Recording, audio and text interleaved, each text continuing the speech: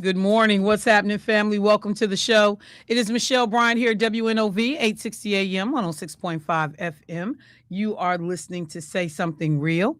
And yeah, it's gonna be a whole bunch of real conversation this morning. Let me say good morning to the brothers in the studio. What's up, Clark Kent? Who you with? Man, I don't know. It's getting rough out here. You know. Yeah, I don't know what that means. I'm not. Right. I'm not up on that language. You good though? You had a good weekend? Good. Yeah, no, somewhat.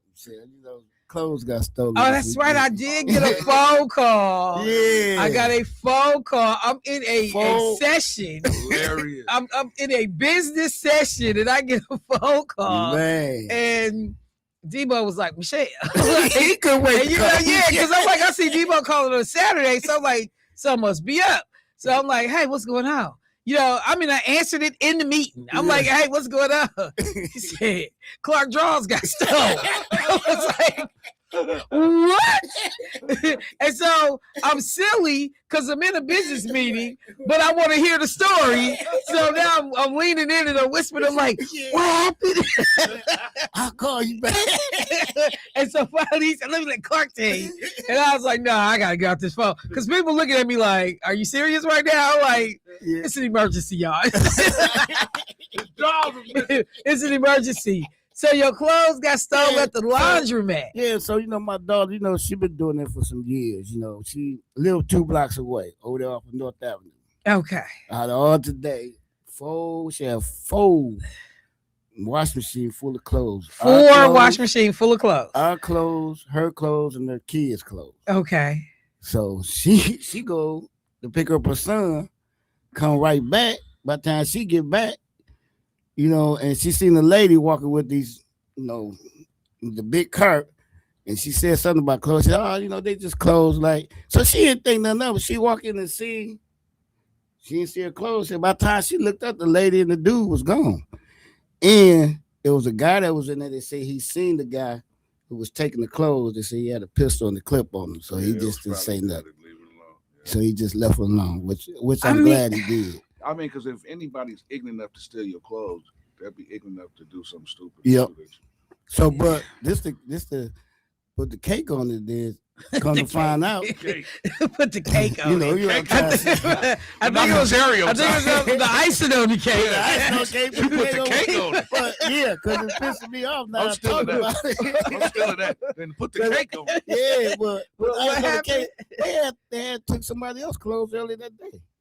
Oh, so they out here stealing. So what laundromat is this? On North Avenue, 34. 34th and North Avenue? Yeah. Man, y'all need to get an attendant up in there. Somebody wear your drawers. Yeah, they stole my 3 pair of favorite silk. And then you steal his wet clothes. Wet clothes is heavy.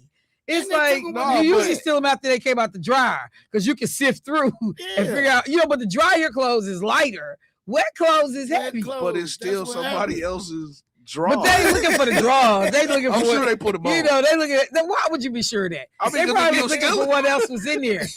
But I'm like, man, ain't nobody washing no fabulous clothes at the laundromat. Right. Take them to the cleaners.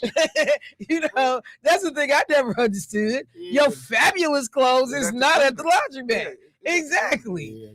Yeah. Well, man, I'm sorry to hear that, Clark. Should I start a fund or GoFundMe? No. You know what? In the killer part, I'm at church. Some people, hey, Clark, man, we're gonna put up a donation for you for your underwear. Because I'm here for it. I'm for the support.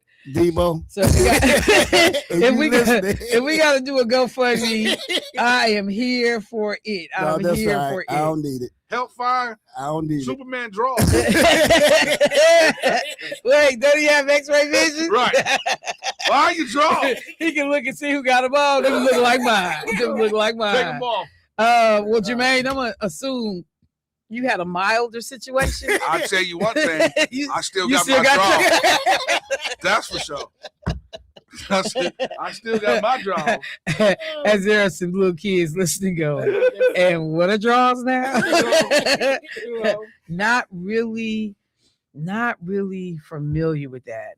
What is that? So, what did you do? Did you mess around this weekend? Did you play? Actually, this weekend was a weekend of just rejuvenation. Rejuvenate. So you Yeah, time for self.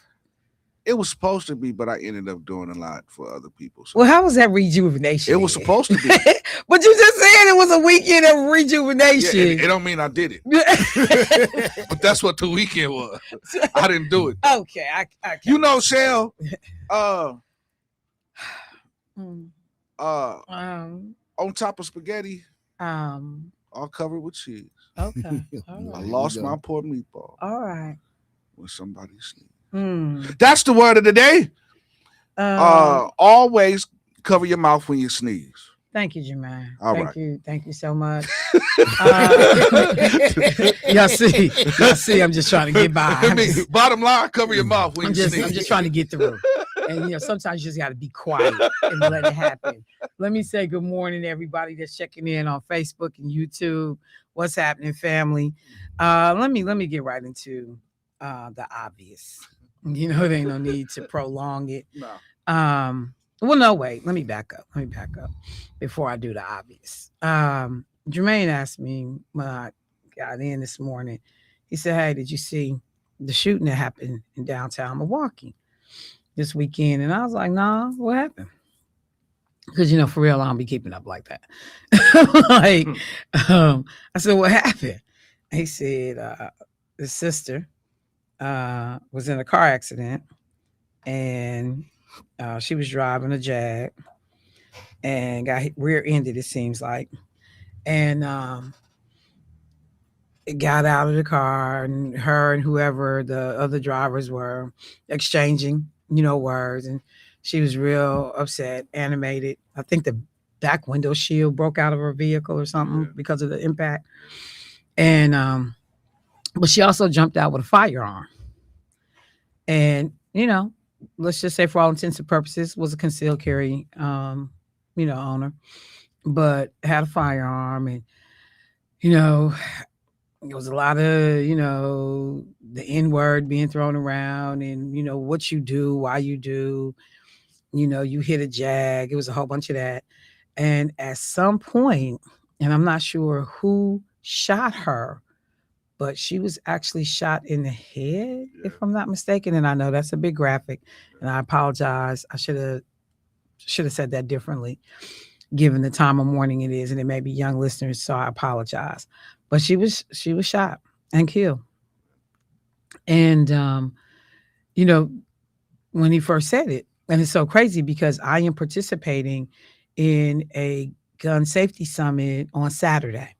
I am on a panel with a number of brothers, and we're talking about, and this whole day over at the Prince Masonic Temple Hall is dedicated to talking about responsible gun ownership. There will be people that are there on both sides of this conversation, but resources, gun locks, talking about training, talking about mental health. It's like a whole day. But the reality is that people in our community do own firearms, but many of them never shoot a gun, until it's now time to get into some drama. Now you want to whip it out like you Billy Bad behind, but you've never even shot the gun. You've never gone to training. You may not even know fully how to properly handle the gun. And, I'm a proponent of gun ownership. I believe in it. But I also believe in knowing what you're doing when you have it. And so one of the reasons why I wanted to be engaged in a part of this summit is because that's my message. It's a Second Amendment right. African Americans, it has been precarious for us. We get treated and handled differently, and we know this. But the other side of that gun ownership is that you mentally need to, and it's not just like, they like do a red flag warning, and if you mentally stable, and it's a level of maturity that goes with owning a firearm as well. Because so many people get a false sense of bravado because you got a gun. People gonna be scared of you. I've seen cats that was getting whooped in a fight, and after they got whooped, they ran to their car, to the trunk, and got a gun out. Well, so what if the gun wasn't in the trunk? What was you gonna do? You're just gonna go home. Yeah. You was gonna take that whooping and live the fight another day. And now, people run to the trunk, go get some, and run back. So you just wonder, had the sister not had that gun, would she have jumped out with that degree of bravado? A gun does not make you, invincible. It does not stop somebody else from having a gun. You have to understand what you're doing. And at the end of the day, it was a car accident, fam. Yeah. And I'm at that age where you just got to put stuff in perspective. Yeah. Like, man, I'm not about to be out here in these streets fighting with nobody, yet alone whipping out no gun about no car accident. That's why I pay insurance. And on a Jag, I'm definitely, I got insurance. Yeah. The other reality is, most likely, because it looked like it was a newer Jag, you probably don't even own this yet. Yeah. So you out here fighting over something you don't even own. Yeah. Because that's the other part. My Jag didn't tell my Jag. Is it paid for? Right. Because today, what's getting ready to happen if there's no spouse connected to the sister and it's not paid for, most likely it's getting ready to go back to the company. Yeah. Because if your family not willing to jump in and pay them Jag payments, it's going back to the company. So you done died over a car that ain't yours. It's not you. That's just like these cats out here in the streets, man, that's dying over blocks and talking about this my hood. And you written. Like, you don't own a crib on this block. Your mama don't own a crib on the block, but you willing to give your life for a neighborhood that you have no stakes in. No ownership. I mean, that's not this. You may not have a financial stake, and unfortunately, way too many of our people are renters. Yeah. But you have people that have lived in the same neighborhood for 30 years. I get it. For 20 years. Their grandmama and them here, and even if I'm only here 5-6 years, but let me just say this. I understand it's not the financial and literal attachment, but in some cases, and this is more old school, not a lot of these young cats today, but you grew up in this area. You know all the neighbors. You know that's Miss Johnson's house. Man, don't come over here acting no fool in my neighborhood. See, but you know what though, Shell? I grew up right around the corner on 21st. I was over there for 35 years. Mm-hmm. I will not go over there right now. Well, yeah. And even though some of the people that I grew up with is still over there, it's just once you removed from that neighborhood and people don't see you often, you can't come back over there and try to regulate. Right. But I'm assuming that the people that do that are still engaged, because most people not coming back to an area that they've, for the most part, abandoned, walked away from, moved on, outgrew. But like I think about like the way Keon them felt about the Atkinson Park, area, and like all of them cats, they was connected to that, and so I think that you can be emotionally invested in an area and making sure that it does well. I'm not emotionally invested in a car. I'm not emotionally invested in a car. I mean, it's just I'm not about to lose my life. No, I got what you're saying. Over a neighborhood, over a vehicle. Now, my family, my kids, my loved ones, I'll put myself on the front line. Well, I'm gonna tell you, if I live in the neighborhood, no, that's different. Then we gonna have some problems. You over here acting a fool, I'm coming out. I get that. I'm tapping in on that. But I mean, just to be out on the block and you like, man, can't nobody ride through this hood. This my hood. Yeah, I mean, don't want no new cats coming through here. Like, yeah, and I want to be clear though, that's old. That's been around for years. Yeah. I remember when I was dating my son's father, and he came to the neighborhood, and cats was getting ready to run up on him, but he was popular. He was 6'4". He was Mandinko. Yeah. So cats handled him a little differently. Yeah. But they did come up. They talk about Michelle. You better boy, go somewhere. Well, yeah, they want to check and see. Yeah, they want to check the temperature. Like what's happening. Yeah. So I just had to say that this morning. For people that you in a car. I saw a sister have a car accident on my way to work here to the radio station one day, and I felt her pain because she just got out the car because the person was reckless and being stupid, and they tore up her vehicle, and she just got out the car screaming like, "Oh my God!" Because I'm like, depending on what your situation is, man, I don't have a $500 deductible for this vehicle. My insurance doesn't lapse. I mean, you just don't know what kind of situation people be in. But at the end of the day, that's why I said, there's a certain degree of maturity with some of these things. You begin to play the whole thing out. Yeah. This a car. That's true. And whatever I got to do to get back on my feet to make this situation right, I'm going to do it. I'm not dying in the streets over no vehicle. I can't do it. You know, and like I said, in a lot of cases, a vehicle you don't even own. You out here about to lose your mind over some mess that the manufacturer, the company that sold it to you, to whoever financed it, they getting ready to get it right back. Yeah. So I just wanted to say that because that was a senseless loss of life. I heard that her sister had posted something that just said, if you knew my sister, you knew how she lived out here. I'm paraphrasing. And the way I interpret it is, you live by the sword, you die by the sword. You know, that's how you move around. Sometimes that's how things go.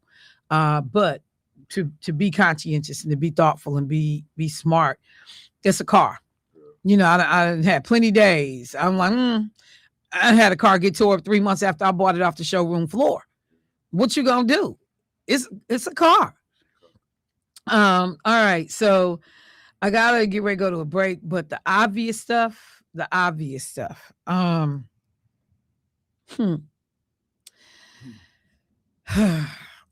Like so many of you, you know, as I tuned in and so many people reached out, like, Michelle, do you see this? Are you watching this?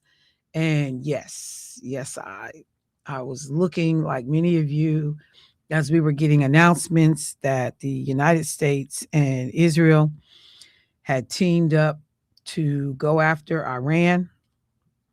And a number of people hit me up and said, but I thought Trump told everybody back in June that he had obliterated Iran's nuclear capabilities. That's the lie you told. But when he was telling the lie, there were people on the sideline saying he lied. They have not destroyed Iran's nuclear capabilities.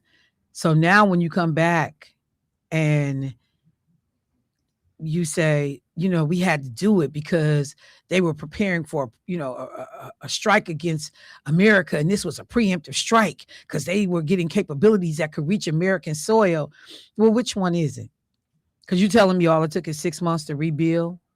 They, you know, from being obliterated to being dust in the ground, it took you 6-7 months, and now you back at it. You on your feet again. So you lying.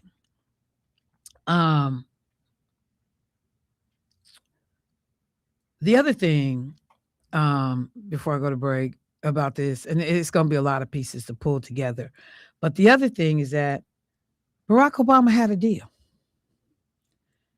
In 2015, he negotiated a deal. Now, had Iran violated certain aspects of that deal? They had. But was some of it working? It was. Was there a way to shore that up? It was. But you know, this cat insists on sending his son-in-law to negotiate. I'm trying to figure out when Jared Kushner became some world-class negotiator, you know, and this other business cat that he sends out frequently. But you got people from Iran saying we was just at the table with these cats 2 days ago. And everybody walked away, you know, seeming like we felt good about where we were. And we were just getting ready to go into the second phase of what had been discussed. So how you leave that table, and then the next thing we know, we getting bombed. Like, y'all on some BS, America. So we'll talk about, you know, kind of the precursor to how we get here. But all I could ever hear is Keith Paris in the back of my mind, you know, because Keith loves to say, especially when talking to me and, you know, messing with me, it always comes back to slavery, huh, Michelle? And, you know, a part of this is Donald Trump's pathetically small ego, that Barack Obama did something in terms of this deal, and he ripped it up as soon as he got back in office. I'm better, I'm smarter, I'm stronger than the black man. That's part of it. Then, you know, allowing and be clear, Iran has been a hot mess. They have done things that make them a hot mess. But Benjamin Netanyahu and Israel I'm just going to say, all is not what it seems. And this move to annihilate people, to, reduce them to nothing, um, in the sake of protecting whatever it is you're trying to protect. Yeah, this stuff ain't gonna just keep playing well. It's not. And America keeps going along for the ride on some of it, but it doesn't hurt that we have these ignorant people in leadership who think this is a damn video game. You executing this kind of war from Mar-a-Lago. Yeah. You executing this from Mar-a-Lago. Like you knew you was getting ready to do this. And you turn a portion of the country club into a situation room. And I just keep trying to look at all of these silly Americans that support Trump. And like, so do you get the picture of your elitist, pompous, arrogant president who goes into a major military undertaking that is going to have untold ramifications at this point. And you doing it from the damn country club? From the country club. Let me take a break. I'll be right back.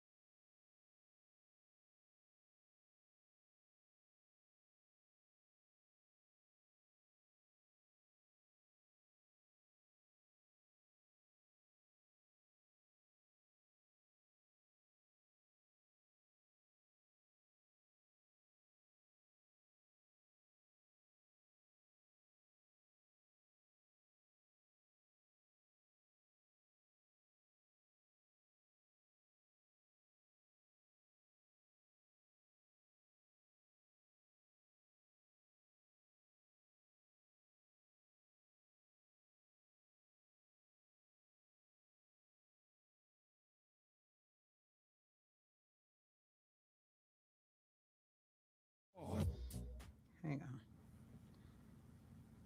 on. America's about to go to war. And when she goes to war, she wants black and brown bodies. Now you're useful.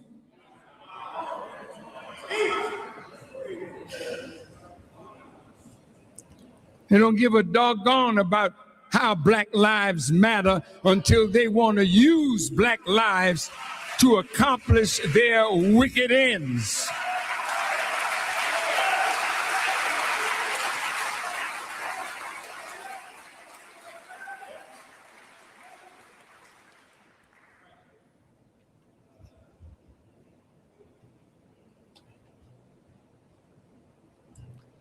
They're trying to provoke Iran. I would like to say to the president, Mr. President, it would not be a wise move for you because you're already $23 trillion in debt and you don't have any money to prosecute a war. So if you don't have the money to prosecute a war, the Federal Reserve is printing money every day.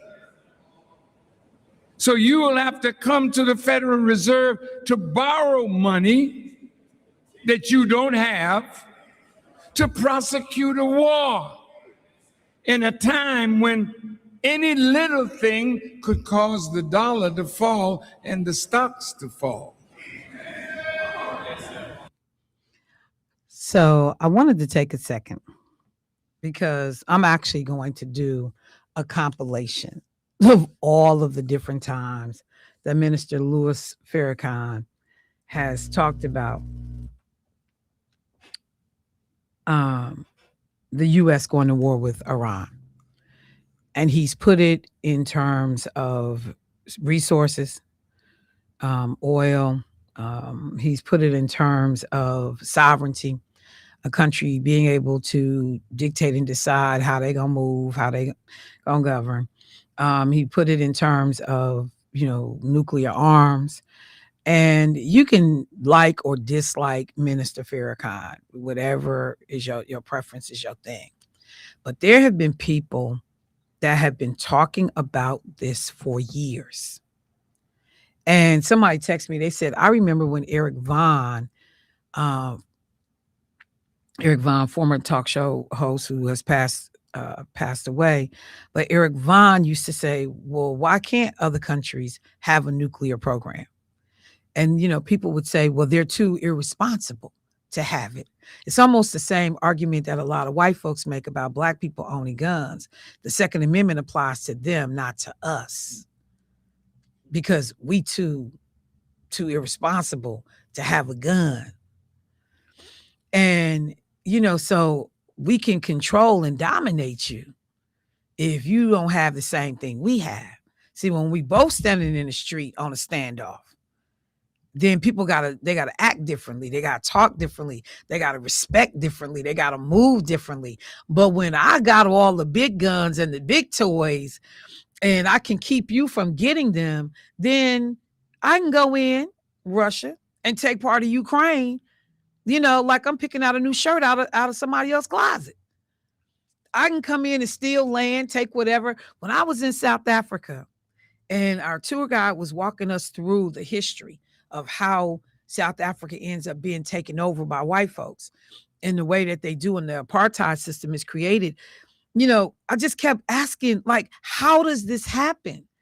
But there are cannonballs on some of the areas that we were visiting, and the tour guide, he pointed to the cannonball. He said, because they had a different type of ammunition. We didn't, black folks didn't have that kind of military might. So the damage you could do with cannonballs back then versus what you could do with knives and chucks and spears, it's totally different. So you literally end up being overrun and overtaken because you don't have the military wherewithal to get these folks off your back. When Farrakhan talked about the money piece of this whole thing, and we've seen record dollars being given to the Department of Defense, and there are now congressmen coming out saying, so we can't give Americans health care, but we got money to come up with to finance a war on the drop of a dime. We got $18 billion a year to send to Israel. We got all of this stuff that we have. Donald Trump is now in the midst of 7 to 8 wars, y'all. 7 to 8. Let's look real quickly. But I'm gonna go back to the Obama deal first. We gotta do the prelude to how we get here. But we talking 7 to 8 wars, and these wars, I was just saying, I think last week, has anybody else heard anything else about the Venezuelan president?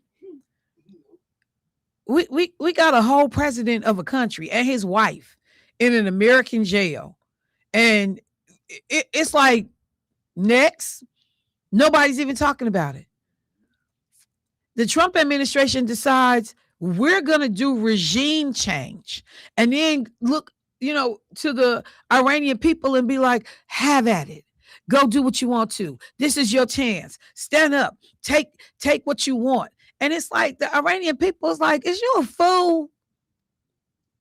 Because it came out when they was asking Trump, do you all know who you want to step into this role? And Trump and them were like, well, yeah, we do. Come to find out, the person they wanted to step into the role got killed in the first round of the shooting. The cat you was looking at for succession supposedly was killed.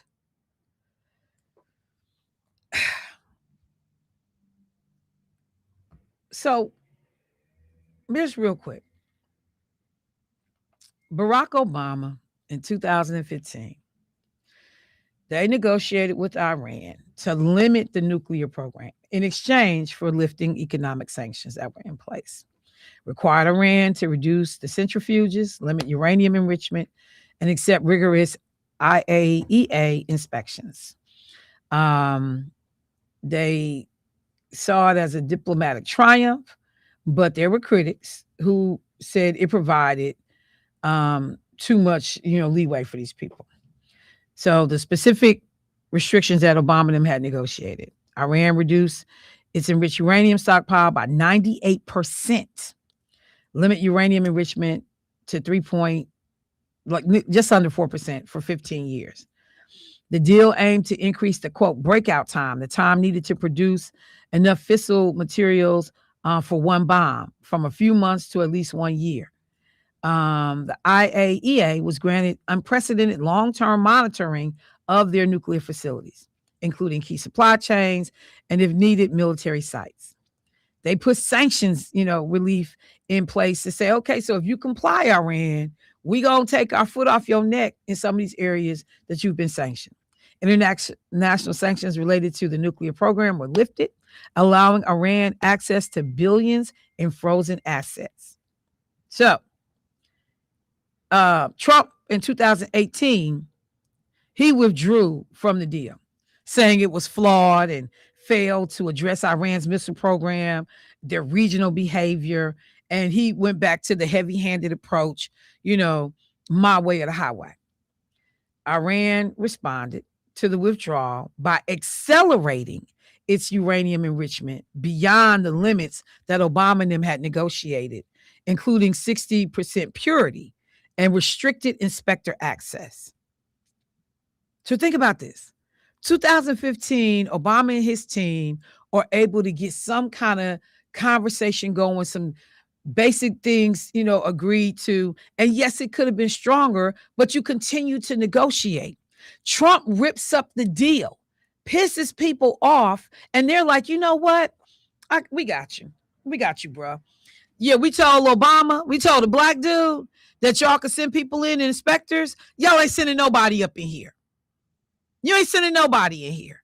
And oh, you said don't do this? Oh yeah, we doing it. We and I'm not saying they weren't already doing some things that were in violation of the deal, but it was not as flagrant as what we are seeing now. So we have no deals. And now we are at war. 4 American military members have died. 3 initially were announced. They announced another one, this morning. They believe he was in that first round, a young, of military soldiers that were hit on these various bases. Trump is now telling people expect that more folks are going to die. I love the point that people were telling more Americans are going to die. But I love the point that people were making. A lot of y'all making these decisions don't have no skin in this game. Your damn kids ain't went to fight for nothing. And the idea that will continue to grate my soul, Jesus. It's like somebody just taking a wool pad and just scraping it across my chest is the idea that an individual who sought 5 different times not to serve in the United States military, who did everything he could to use his privilege and access to keep from going to serve in that army, is now over the military. Like, when I tell you it's the most disgusting thing, because you wanted to play up and play soldier at your little school that you went to. But it was time to actually serve this country. You did everything you could not to. When my daddy had to go during Vietnam, and some of y'all went during Vietnam, this dude was getting damn doctor's excuses, talking about he had bone spurs. Now you over the military, and then the drunk Pete Hegseth, the military experience of a damn Q-tip. Like, are you serious right now? So there are so many people that are furious at where we are. Yes, this time the Gang of 8, which actually ended up being about 7 because they couldn't reach one of the members on both the Democratic and Republican side, unlike the last, tete-a-tete that Trump put us in, they did get a phone call saying, yeah, we about to do this. But the rationale and the reasoning was nonsense or not really offered up. It was nonsense. So, at some point, you look at members of Congress and you're like, when are y'all going to do y'all job? That's why these midterm elections are so important. These people got to go. They got to go, y'all. And we got to do what we're supposed to do to flip Texas, to flip these seats. These people have to go. Jermaine and I were laughing this morning about now all the videos are resurfacing where, Trump had talked about, this person gonna get us in the war, and Kamala gonna get all of our people killed. And, it was folks with their little yard signs for Trump talking about Kamala Harris will have us in a war. And we got 8 different, situations going on around the country. Around the world right now. And I don't know if people appreciate, Iran is a nation of 90 million people. Like, these people play differently. This is not Venezuela. It's not going to go like you did in Venezuela. Dude stole, kidnapped the president of Venezuela. And there's not been a ton of immediate fight back because of a whole bunch of reasons. They believe that was going to be able to do the same thing with Iran. And I listened yesterday as he had told some people, oh, well, this could be 2 days. It could be a couple of weeks. It could be 4 or 5 weeks, so we don't have a strategy. Then you don't see all the other places that, Iran ended up lashing out at. Some of it very strategic. People were kind of questioning it. Why would Iran be attacking all of these other places? And then people started putting together, the little common denominator. Oh, wait. What's that you say? The Strait of Hormuz? 30% of the oil in the world travels through this area. So now I'm hitting strategic points to shut down and block off that passageway. Oh, so I may not be as big as the United States in terms of my military might, but if I play this thing right. I was looking at this video that's been surfacing on social media, and it's a white gentleman and a black gentleman, and it's some drama going on. The black gentleman is short. He looked like he about 5'8". The white guy looked like he about 6'4". And it's some nonsense happening. And white boy talking real strong to the brother. And the brother is like significantly shorter. He looking up to argue with this cat. People trying to intervene, break him up on both sides, Other white people like, man, fall back, stop. The black dude, people like, man, walk away. He ignorant, just walk away. And they just kept jip-japping and da-da-da-da-da-da. Next thing you know, this brother hauled off and fired and caught this cat on the chin, and then grabbed his t-shirt, pulled him in, yanked him down to his height, and hit him again, and cat was on the ground. But if you had looked at it, this taller, bigger man was supposed to walk away the victor. He was supposed to win that fight. But the brother was strategic. I just need to catch you square on the chin. Just in whatever that sweet spot is, I just need to get you right there. And dude went straight to the ground. And then he snatched him by the collar, brought him in, hit him again, and finished him. And old boy was on the street. The women was trying to help pick him up. And everybody ran to get the brother to pull the brother back. Because we believe that we can bully our way through everything. That is what this crop of people that's in office right now, they just a bunch of damn bullies and racists who believe that they can bully their way through any situation. And they believe because they got more guns, they got more, perceived resources. But I tell people all the time, don't confuse gun and resources with somebody that got heart. These people willing to die, blow themselves up for the stuff that they say they believe in. Ain't no Americans blowing themselves up for nothing. I love the flag. Oh, I love it. Jesus. You ain't blowing yourself up for Jesus. You ain't blowing yourself up for the flag. I love the Lord. Ain't none of them people in church today talking about Sunday, talking about I love the Lord, gonna blow themselves up for Jesus. We don't do that in America. We don't do that. Now you'll give all your last money to the church. You'll mess around, be out here broke and hungry, messing with something, and you really ain't giving it to the church. You give it to the pastor because you like the pastor, or you trying to keep up with the Joneses. You ain't doing it for the edification of Christ. You just out here just giving up all your bread in this way that's ridiculous. But how many Americans are willing to blow themselves up because they love the Lord? Because they love Jesus. None of y'all that went to church on Sunday willing to kill yourself for Jesus. None of y'all. Talk to these other folks. Talk to these. What you doing with them hands? I know you did. That spirit ain't gonna tell you to kill yourself though. It ain't gonna tell you to strap no bomb on.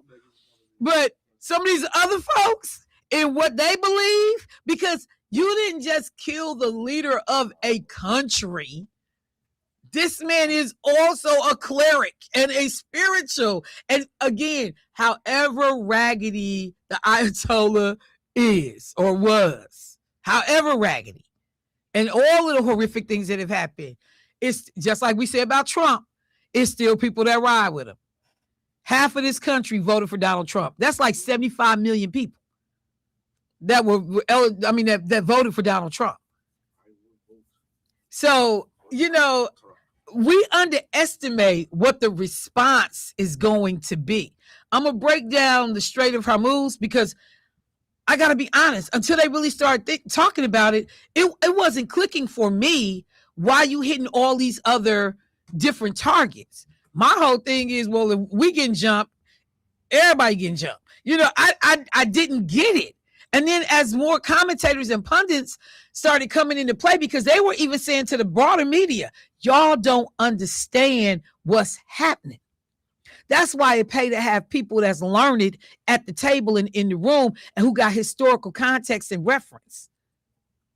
That's why it's a place for everybody intergenerationally to be a part, and diversity, because of diverse skill sets and experiences, there were people that were able to come in and tell American journalists, y'all talking about the wrong thing.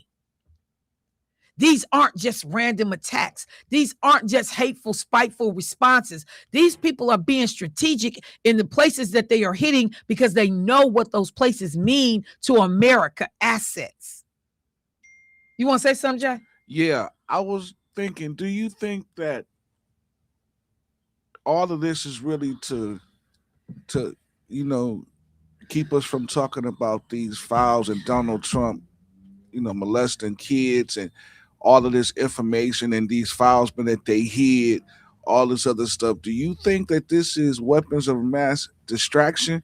I mean, so many people have said that, and they have kind of done a timeline. Every time some new Epstein stuff comes out, then you get these escalations by Trump doing crazy stuff to make people look away. I'm gonna be honest. I don't know that we go to these lengths to be able to keep people from looking at the Epstein files, because there is now some documents coming out that said 2 girls were actually buried on the Epstein property. Yeah. And then, I had talked about before I got off the air last week that they had said that no, the NPR had did the investigation and found 100 pages were missing. Yeah. And the pages that were missing specifically talked about Donald Trump hitting a 13-year-old child after trying to force her to perform for fellatio. Yeah. And she bit him and refused, and he punched her in her head. Yeah. So, but I'm smart enough to say never, and don't put my money on it. Yeah. But there are still a lot of things at play. Israel has been chomping at the bit for this fight. They have wanted this, under the guise of protection, whatever it is they need to do, even though their citizens are now got to be like fatigued after coming off everything with the Palestinians and what we're getting ready to go through now. There are other forces at play that wanted this to play out. And Israel is one of the key partners in that. So I'm just going to be honest. I don't know. But I have not brought Russia and China into this conversation yet. I'm going to do that because you got to understand the interconnectedness of this all. But we got some callers. Let me get them in. Hey, caller, what's happening? Oh, Miss Chalet. What's going on, bro? Me la do la la la. See, this is a Monday morning preaching. What you doing to me? Why you think I call you Miss Chalet? Come close to me. This too much for my man, but you sure telling the truth. This rotten, low down, rotten president, racist president, it's a mess. Them people wasn't gonna bother us. Now I got this echo. I got everything trying to cut off everything. Am I clear now? Yeah, you good. No. Check one more time. No. We can hear you, bro. But yeah, but it's an echo. Okay. I'm sorry. But anyway, y'all, I'm not coming through that way. But anyway, what I'm saying is this. Everything you said is you telling the truth. That's that stuff with Donald Trump. The people wasn't no threat to us.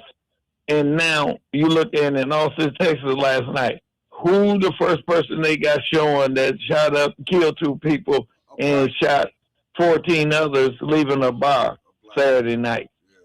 Big old 6'8" looking, I don't know if it's AI what, burly man talking about and he from some African country talking about I support whatever they call whoever got killed. The Ayatollah.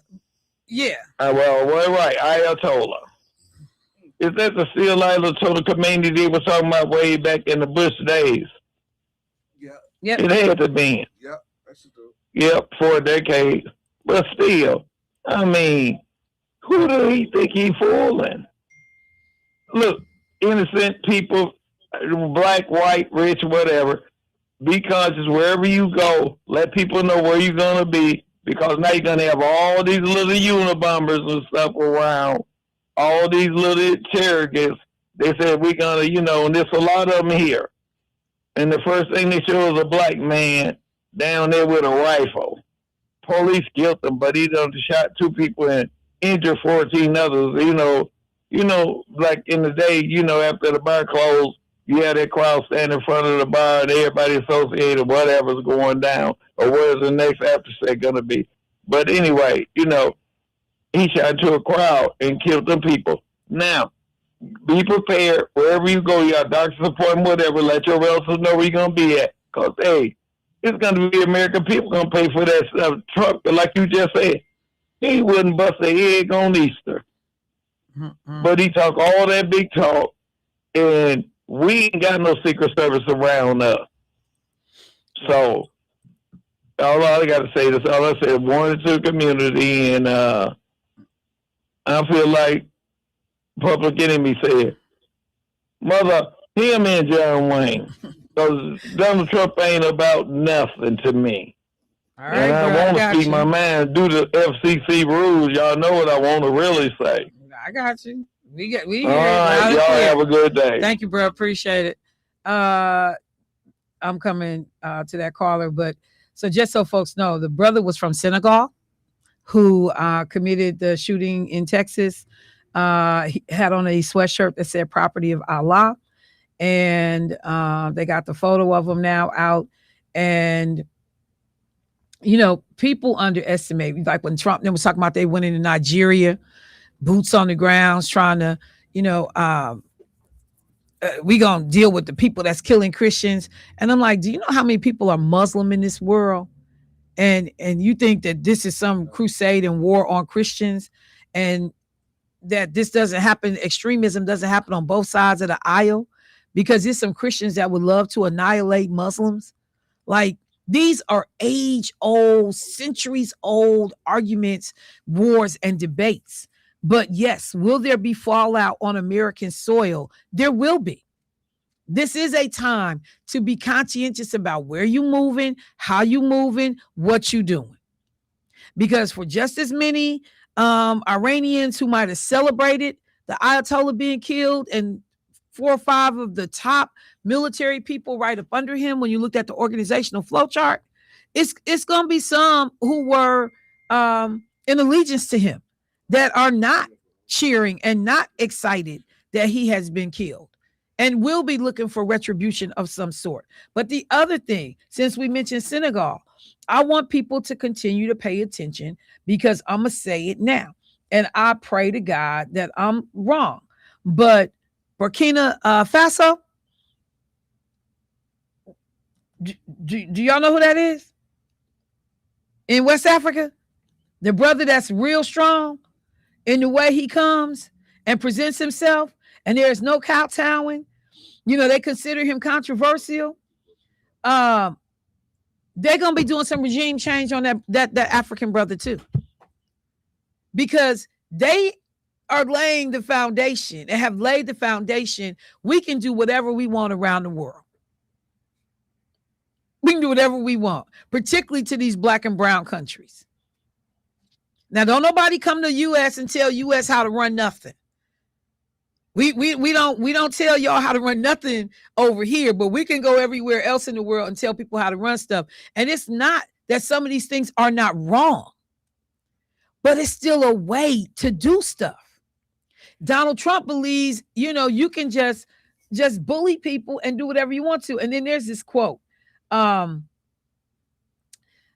It's easier to ask for forgiveness than it is to get permission. So this whole thing with bypassing Congress and Lindsey Graham, them, dude was a bad guy. And, this was a major win for America. That's not how this goes. That's not how this goes.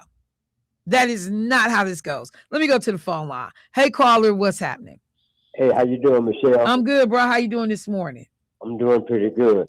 Do you know back in the slavery days, they had built tunnels up under their church and had the slaves to go under the tunnels as far as punishment by putting their church music in speakers up under the tunnel, forcing their church music down on the slaves as they traveled through punishment through those tunnels. No, that's the first time I ever heard that. Yes, and then do you know there were 7 brothers back in the '60s that started the paramedic thing because they learned it from this white guy. Oh It yeah. used to like when the ambulance come along, they resuscitate the patients. They had in 1970 they stripped all of that from them brothers and replaced them with white paramedics people. It was three ladies and four brothers. Yeah. Different way. Nope, I know exactly what you're talking about. In fact, let me pull it up. Thank you, bro. I gotta Hmm. go up against break, but thank you. Um, Somebody else said, and the other part, all this conflict does nothing but weaken the dollar across the world. Oh yeah, we already there on that, and it's because people are understanding we're unreliable. We how you got 8 different things going on at one time in addition to what you got going on inside of the country. Let me take a quick break. We'll hit some of this on the other side. Be right back, y'all.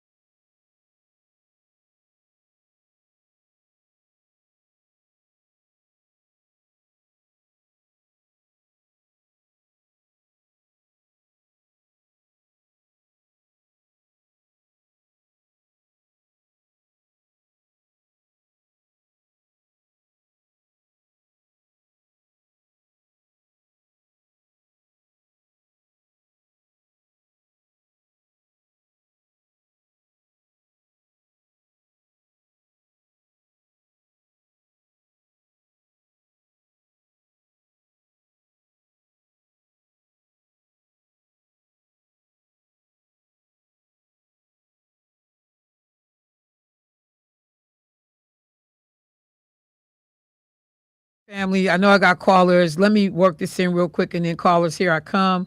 So I talked about that there is a conversation that involves Russia and China that is a part of this whole thing.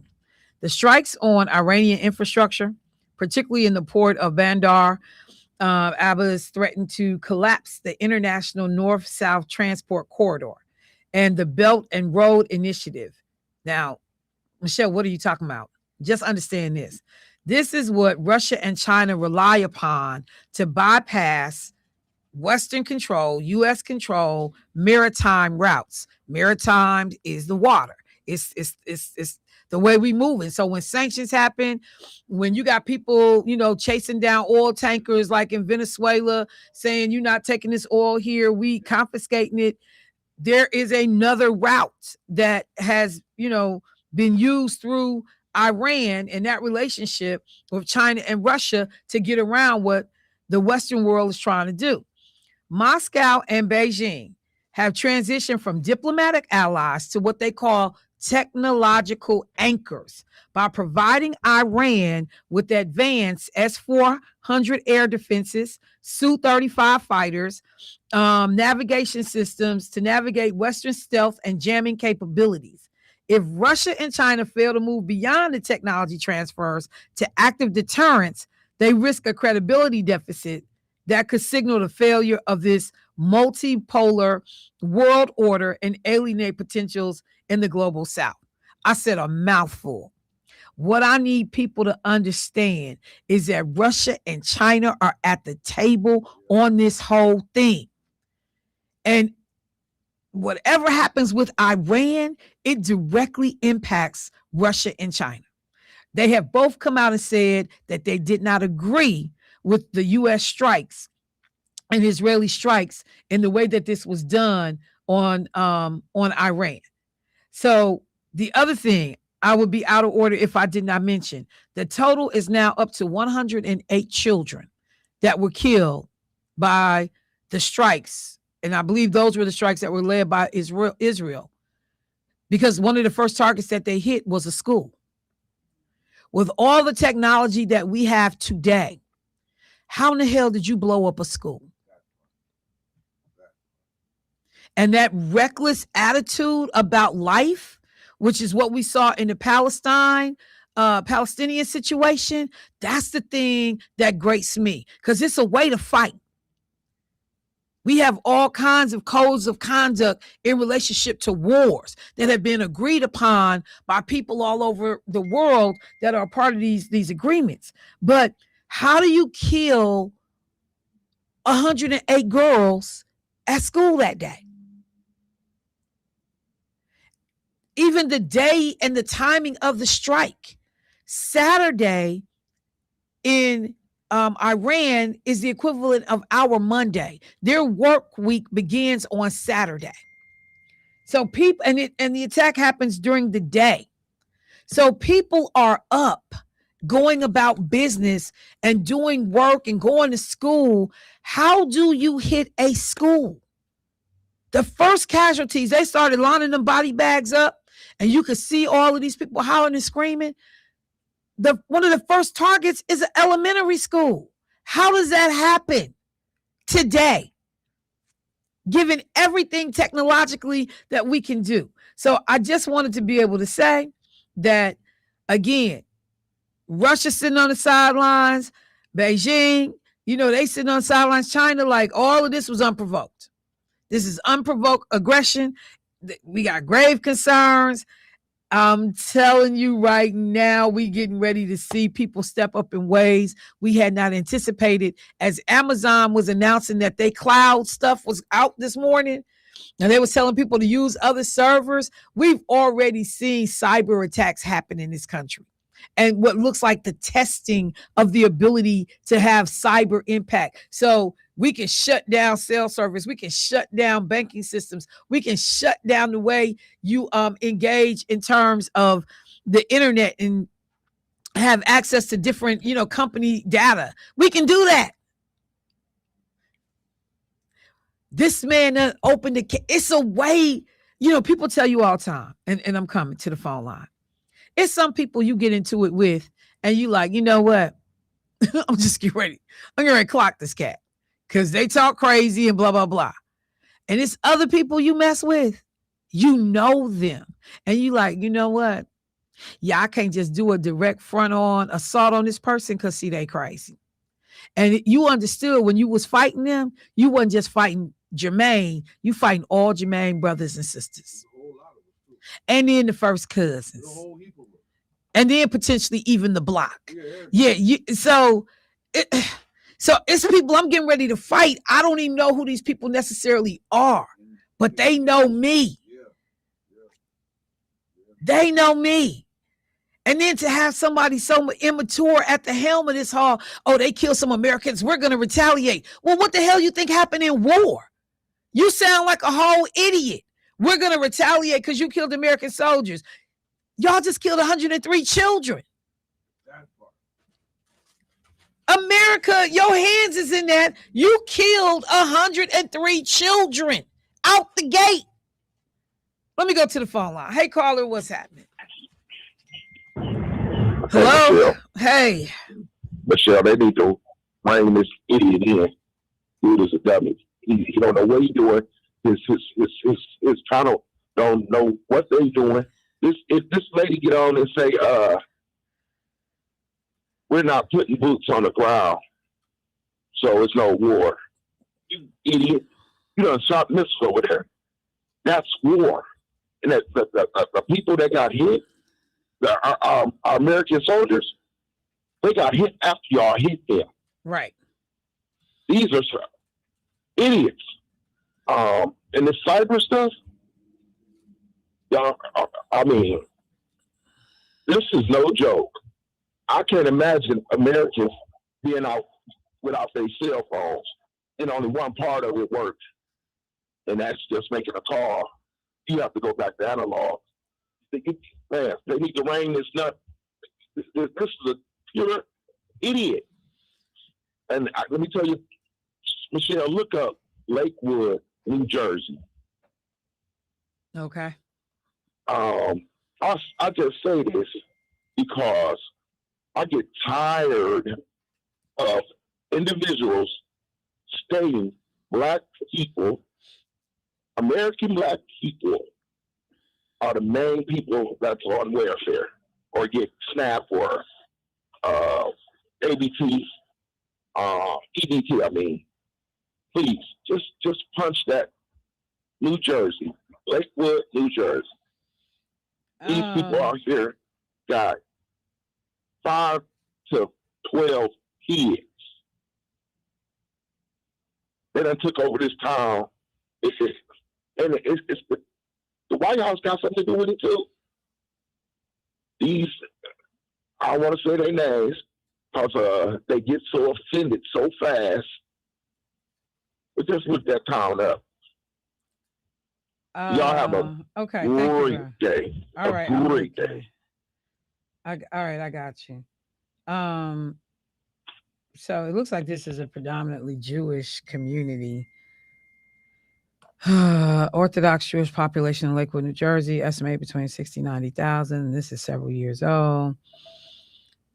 Okay. New Jersey aims to takeover of Lakewood schools. Okay, I'm gonna look so I can try to figure out what exactly is happening. Because some story came out.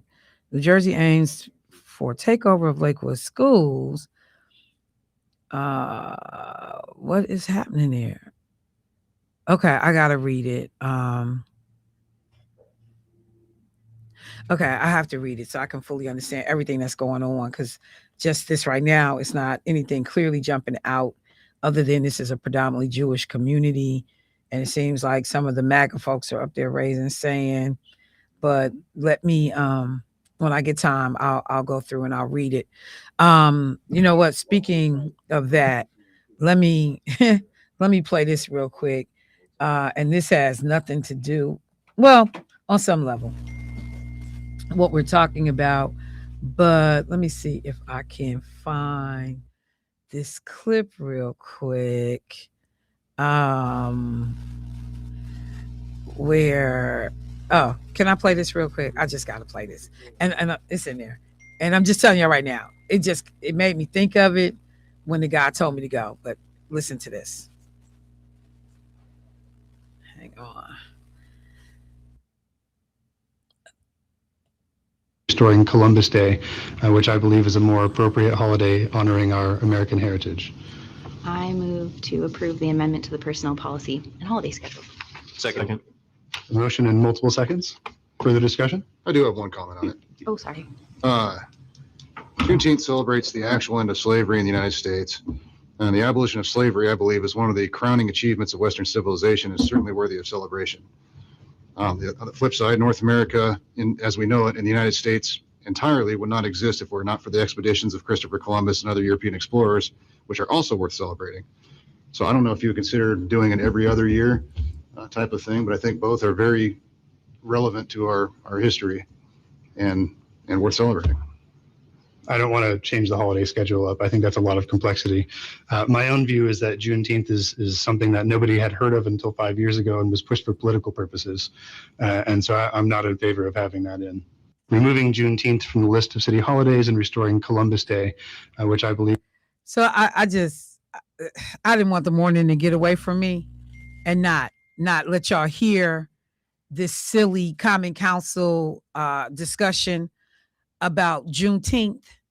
And you know, these are all white folks in here, and the white guy who tried to be of help, who said, "Hey, you know, both of these things are significant." Even he was mistaken because Columbus never came to America, as we know it.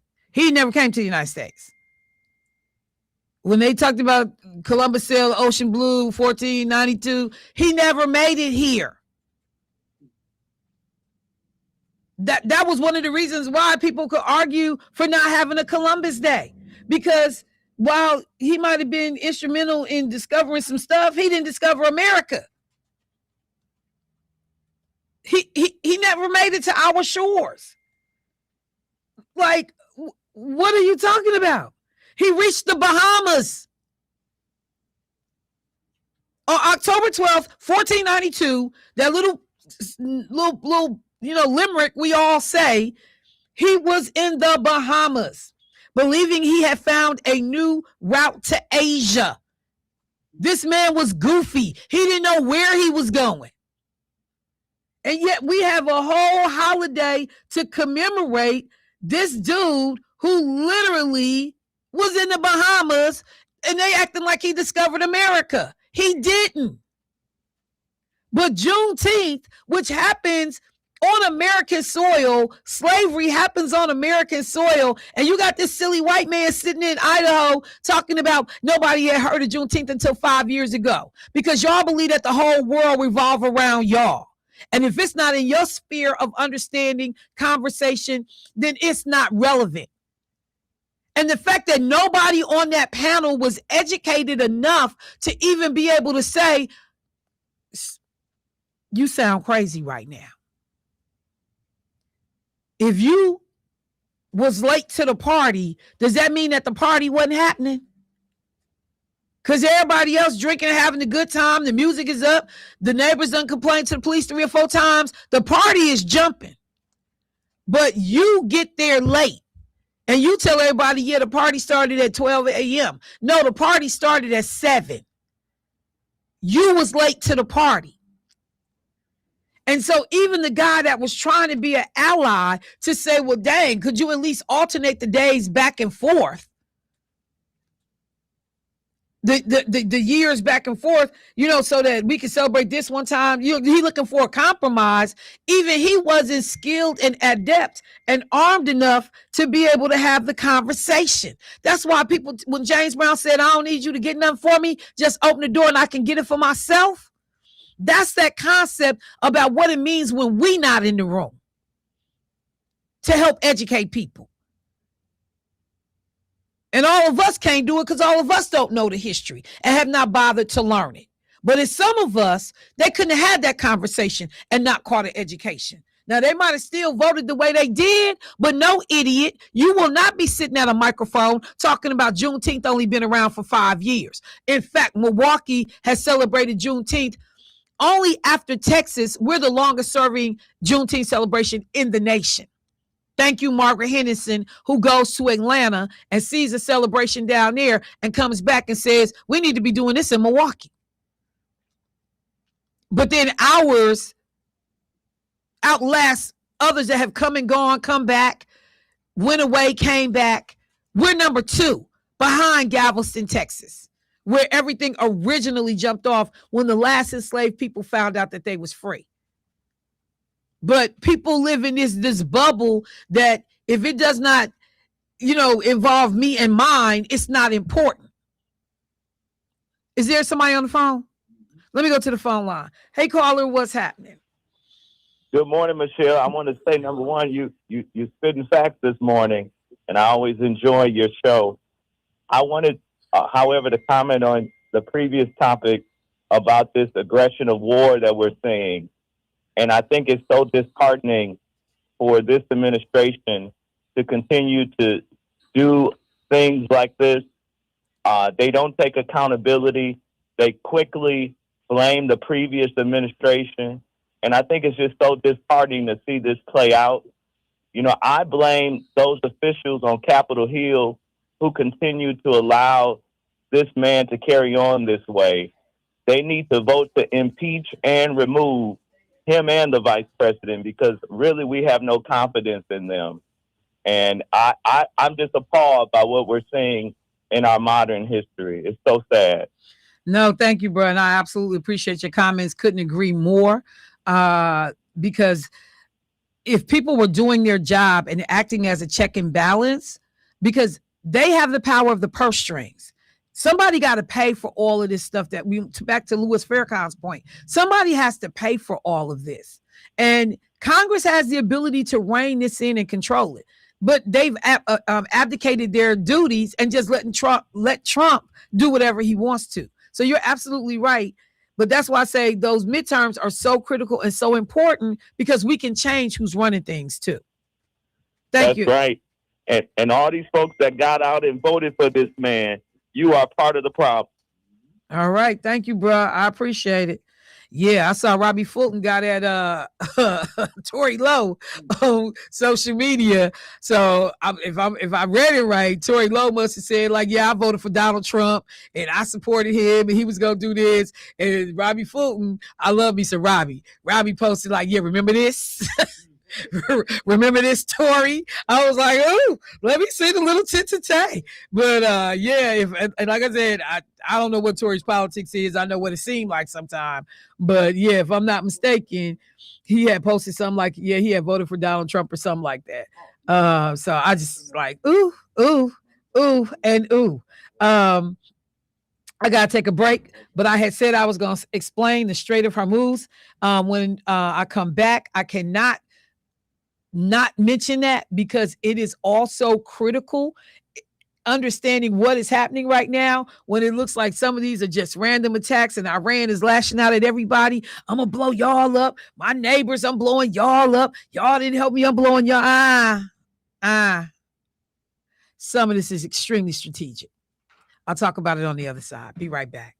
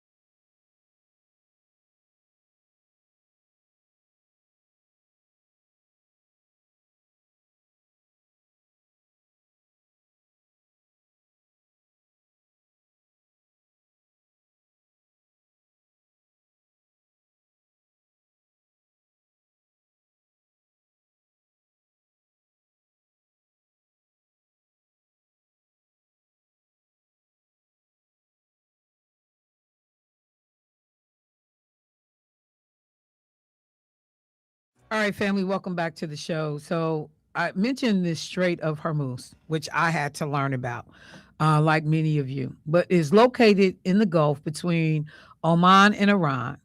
And it is recognized as one of the world's most important oil choke points. In 2023, oil flows through the waterway. Um, Back in 2023, the oil that flowed through those waterways was like 21 million barrels per day. Okay. This was data from 2023.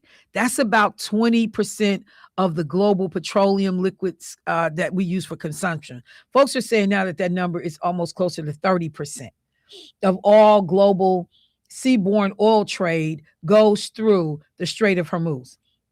So when there's a decision made by Iran that they are striking certain areas, this is what they are doing. So shipping giants have suspended all operations through the Strait of Hormuz because of the air, strikes and everything that's going on with the U.S. and Israel and Iran.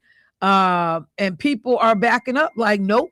So already they're talking about that oil prices are going up potentially from $75 a barrel to $100 a barrel. And that thing that Trump had been bragging about, much of which he inherited from Joe Biden, which was low gas prices, because gas was low when Joe was going out of office. Gas was low. And some of the things that Joe had put in and Kamala Harris had put in place that you were going to continue, just like when Obama was in office and he was leaving. A lot of the initial work that Obama had been doing was setting Trump up to walk into his administration and reap the economic benefits of the work of Barack Obama and his team. And then all these silly people gave credit to Trump like he's some masterminded businessman who's filed for bankruptcy 5-6 times. So I don't know how you become a genius when you couldn't even handle your own mom and pop operations. But a lot of that had been foundational work that was done by Barack Obama and his administration.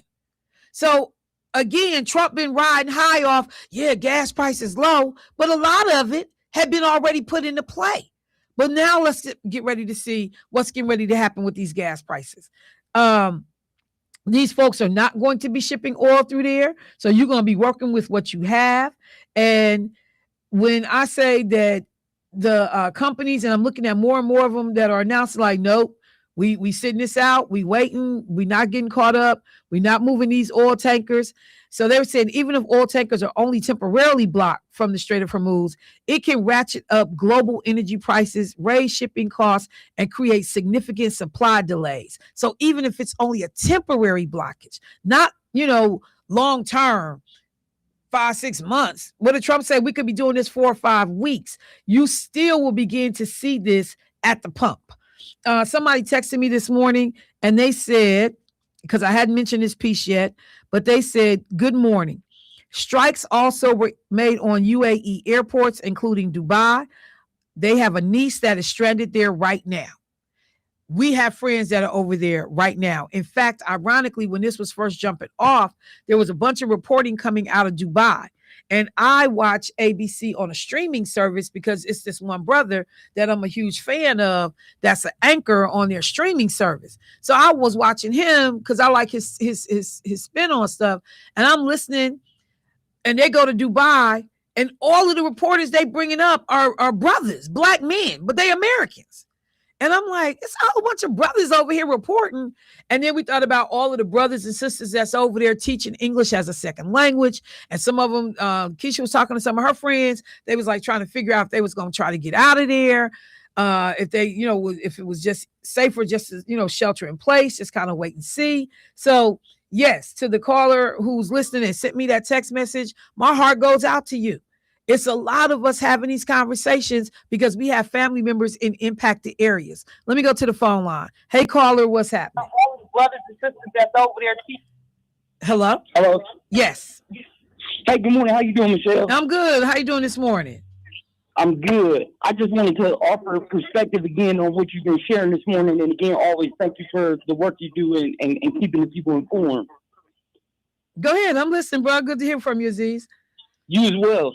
So it's two pieces. So one, this just brings significant heartache you know, as I know that the people who are over there right now are observing what is one of the most important holidays and life moments, that, you know, this is the time for people to be sitting with God, to be fasting, to be doing humanitarian aid amongst one another, and then for families to have to experience this type of disruption during the time of peace and holiness in the Middle East I don't think it's unintentional. And I think it speaks to the moral dilemma that we have as a nation right now. Because one of the other compounding factors associated with this, because Jermaine had brought up, could this be a tactic of distraction? And one of the things I think actually is the release of the files is the actual distraction. Because when we look at the timing of Maduro and Venezuela, and us positioning ourselves to have reserves that we took from somebody else, and then for this attack to take place after the fact, is, if you look at the alignment of timing on the actions being taken, none of this is by accident. And furthermore, I look at what this candidacy ran his campaign on, and it positioned itself as an America First ideology. And when we think about the organizing of BRICS, Iran's alignment to China and Russia, and what our true global dominance from an economic standpoint has been able to really create the whole oil reserve to be standardized under the American dollar, we see that a lot of that right now, this is a power play. And so as citizens, it's a very tough moral position to be in for us, because we all have to sit with the reality that we've benefited and granted, that's not discounting our history, but we all have amenities that we live under and are able to take advantage of on a day-to-day basis by being citizens of this country. But for many of us who recognize how we got here and don't really have the same level of allegiance, we also are in this moral dilemma, because to create a space of equity nationally and internationally then positions people who we've been oppressing overseas, who are starting to galvanize their power to want to reconcile terms of history, while also being in a position of potentially losing some of what we currently experience on a day-to-day basis. So it's a very tough spot to be in. So my hope and my call to action on it is make sure you start a garden this summer in your backyard. Make sure you take advantage of the fact that the city of Milwaukee would like you to have chickens, and we got to start building more mutual aid and community organizing where we can depend on one another versus continuing to depend on a system that we know isn't righteous or making decisions from a moral fabric that we align with. Thanks for taking my call. No, thank you, bro. You are right on so many levels. And I'm going to just tell you, while I didn't intend to skirt over it, I'm glad that you certainly highlighted the fact that we are in the period of Ramadan. And that many people have felt like this was highly disrespectful in terms of, this holy period. Why would you do it at this time? But it's almost like, again, during Black History Month, you drop, photos of Barack and Obama and Michelle Obama as apes. It's a continual thumb in the eye. Damn you, your traditions and what you believe. And we're going to exasperate that disrespect by doing it during these pivotal moments. So I'm glad you mentioned that piece of it, and that self-reliance. Everywhere I have been going in the last month, that has been the conversation. What we see nations doing around the world, which is to understand that America is not a partner you can trust right now. Internally, I just saw news come out of Florida that they are cutting, people who have HIV/AIDS. They are cutting their access to the medication. Because we got to address some other issues and some other problems. So I'm like, these people just out here left stranded in terms of how they're going to deal with their health care. And that's on the opposite end of the spectrum. But it's just that idea that there are people that are intentionally looking for ways to cause harm or are indifferent to the harm that will be caused if they take certain actions. So how do we insulate ourselves from as much of this as possible? So to your point about growing our own food, maintaining and supporting our own businesses, how do we work as a collaborative to be able to make sure that we okay? That becomes more important than it ever has. And quite frankly, it's nothing new because that's how we survived initially. Coming out of slavery, we looked out for one another, we took care of each other, we supported one another, and we had our own resources. So your comments are 100% spot on this morning. And just the last comment, one of the things that I learned in one of the environmental classes that I'm taking, where we have a lot of power struggle happening right now with China, but one of the things that Xi Jinping is really good at is kind of flexing as hard as Trump will on a global stage with demonstrating their emphasis. But one of the things China is going around the world right now is doing is skipping over oil reliance and distributing solar panels around the world at no expense to countries that are needing energy that haven't had it before. So while we're spending time going in these power struggles, it's almost like working with people who are in their 60s and 70s on trying to organize around things of the past. And then you have a new group of young and innovative people who are just skipping over that completely and creating resources that don't rely on that. That's our dilemma and dynamic with China. So the battles and the wars that we're fighting right now are 30, 40, 50 years old, where we're competing against countries who are thinking 100 and 200 years out. So it's a tough spot to be in. And we, to your point, just really have to consistently figure out how do we build that autonomy of self-determination and collective reliance and reground ourselves on the principles of Kwanzaa and the things that were already put here for us where we don't have to reinvent the wheel. All right. Thank you, bro. I appreciate the call. And just, that's a conversation that I have actually been meaning to have. I hadn't yet. Somebody just waited and they said, because if they hit a power grid, especially independent power grids like Texas, they're done, no reserve. China, in terms of what they've been doing, over 40% of China's total solar capacity is now distributed, often deployed via partnerships between developers, homeowners in rural and urban areas. So there has been this massive growth. Installations grew by 88%. So while you got this clown up here taking us back to coal and to, Fred Flintstone era, ways of dealing with technology, dealing with energy, you got other countries that are pushing the needle on the solar arena and how that will better modernize, better help business models. That whole piece about being able to go off the grid, all of that is real. And the other piece of it, and I'll just say this real quick, China invested $41 billion in solar, 173% increase from the previous year back in 2022. And they have been steadily increasing this. So we going backwards because you got this crazy old racist in the White House who wants to live in the John Wayne era again of, everybody was up under their damn boot. And you got other people that are figuring out, and not all for good, a lot of it is nefarious. I got some on it. I'm getting some out of it. Just like I said, when I was in I was in Kenya, and I asked the question, was I in Kenya or South Africa? Wherever I was at. And I asked the question of our tour guide who was taking us out on the safaris, because the area that we stayed at for our safaris, it was 80% Chinese people there. Like, it was unsettling. And how, because I'm in an African country. What are all these Chinese people doing? And I mean, rich, kicking it, just out here balling. And I'm like, what's happening? So I asked our driver, I said, hey, what's up with all these Chinese people over here? And he said, yeah, the roads you driving on, they put them in. I was like, what?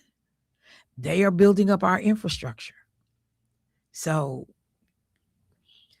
it's a necessary evil, but these are relationships that are being forged. So when America is running around calling African countries S-hole countries, you got China over there talking about, yeah, let's get you some water systems installed.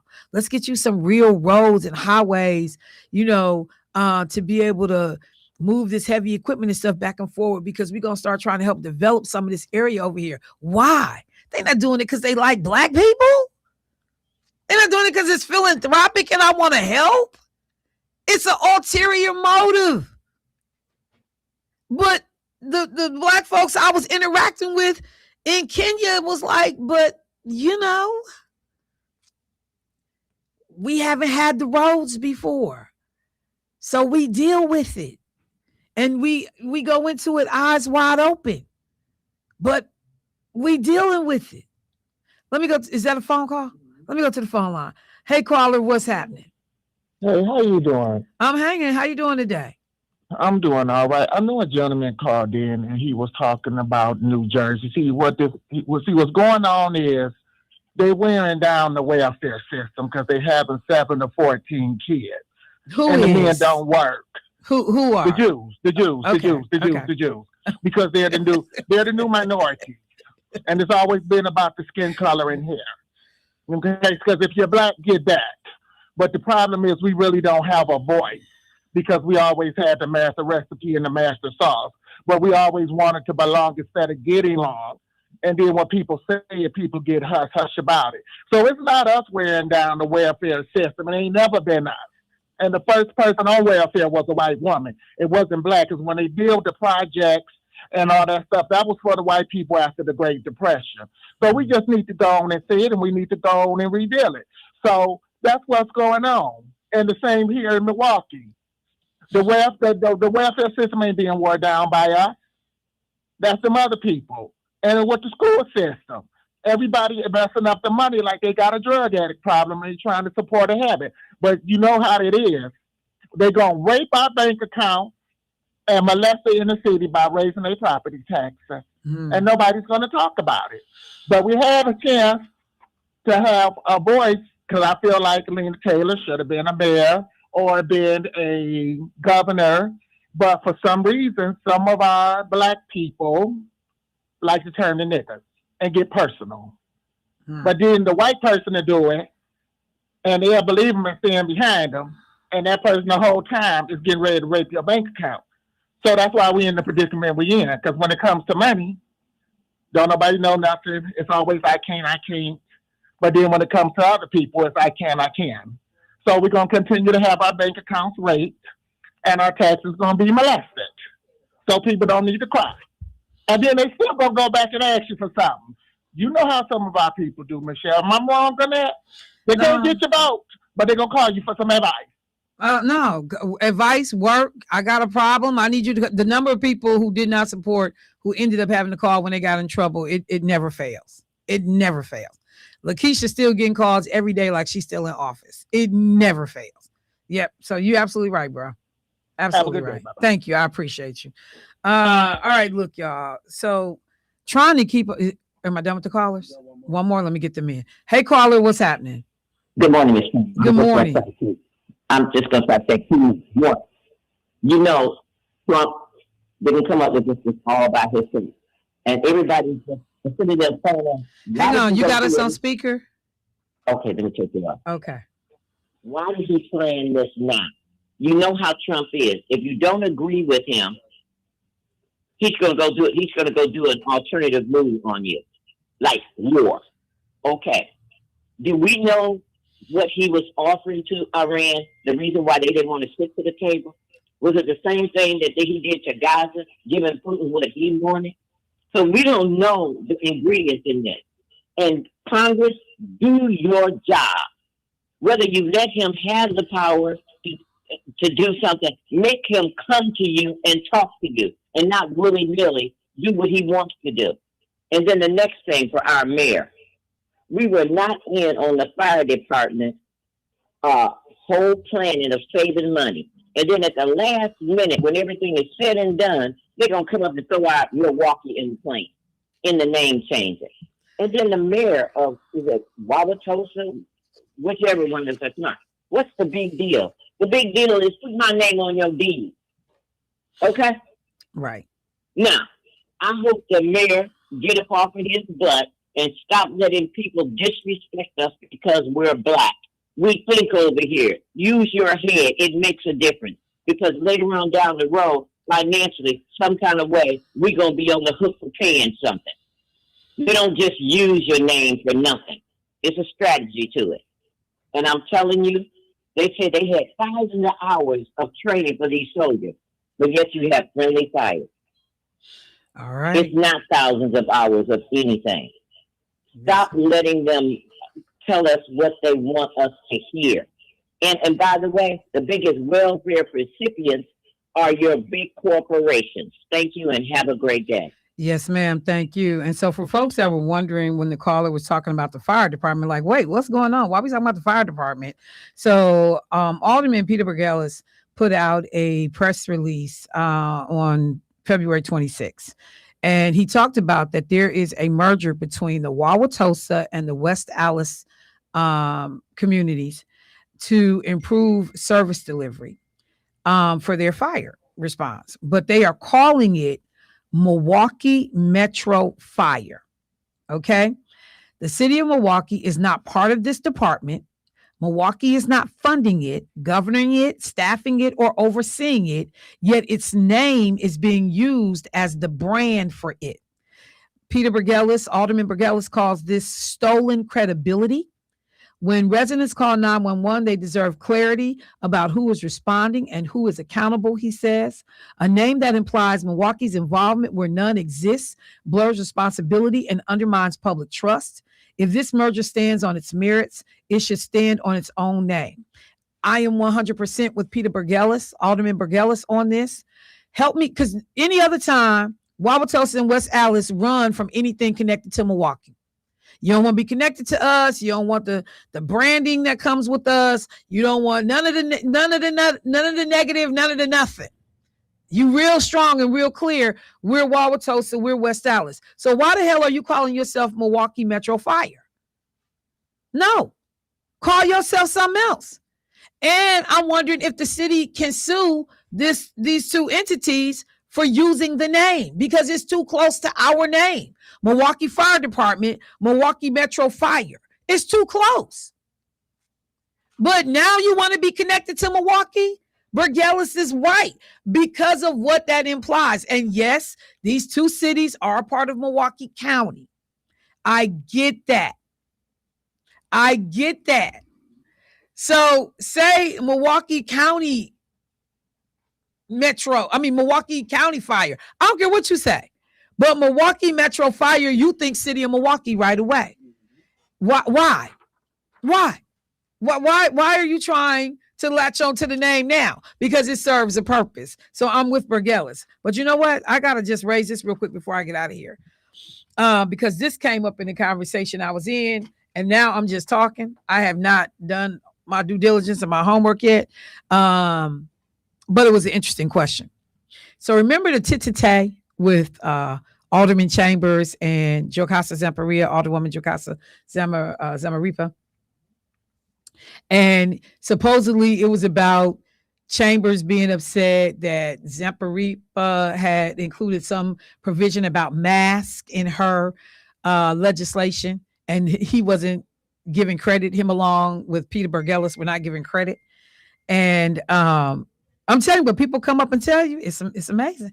So somebody was telling me, they said, Michelle, okay, the devil's in the details. When Burgellis and Chambers did their mask policy, we wasn't dealing with ICE. We was dealing with COVID.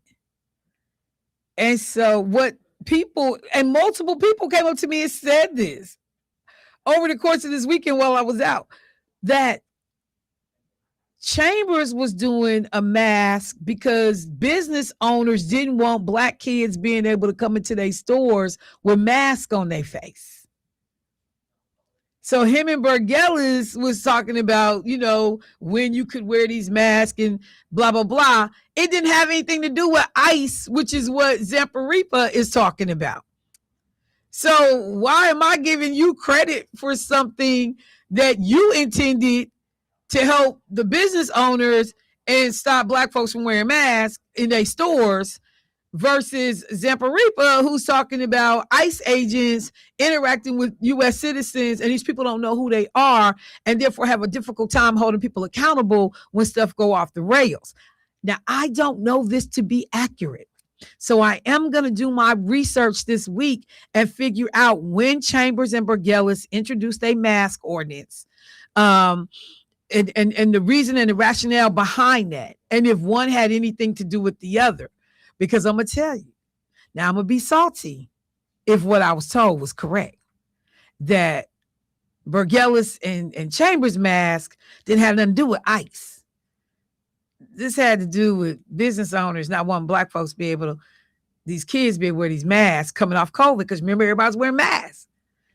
So I don't know, but when I tell you residents wasn't having it in the background, residents wasn't having it. I got my coattail pulled on that multiple times. Like, so do you know the whole backstory? I was like, I do not. I haven't paid attention to it. I'm gonna pay attention to it this week. I want to remind people that while we are paying attention and while we're trying to keep up, that tomorrow, Riverside High School, Milwaukee Public Schools listening session on the budget, explaining to people about this $46 million deficit that we are currently, this gap we got, and how we're going to deal with this. Because again, property tax owners just got done ponying up a bunch of money. We were told in the background we were still going to be in trouble, and we still are. And, you know, supposedly we was raising all this money and they played on everybody's heartstrings. It's for the arts. It's so our kids can have music programs. It's so our kids can have this. Now you got $46 million gap. What's getting cut? All right. So that's the show for this morning. It was a lot. In no way scratched the surface, but at least we began the conversation, and we are going to have to do, you know, all the due diligence to educate ourselves about these issues. Somebody said, Michelle, can you go back to the beginning and trace when Iran becomes a problem? Yeah, I can do that. I actually know. And so I just thought it was important to deal with the surface stuff first, but we can talk about the history of it over the course of this week. Thank you to the brothers in the studio. For the folks that was listening, I appreciate y'all, people on YouTube and Facebook. Thank y'all for being engaged. I'll talk to y'all tomorrow. Peace.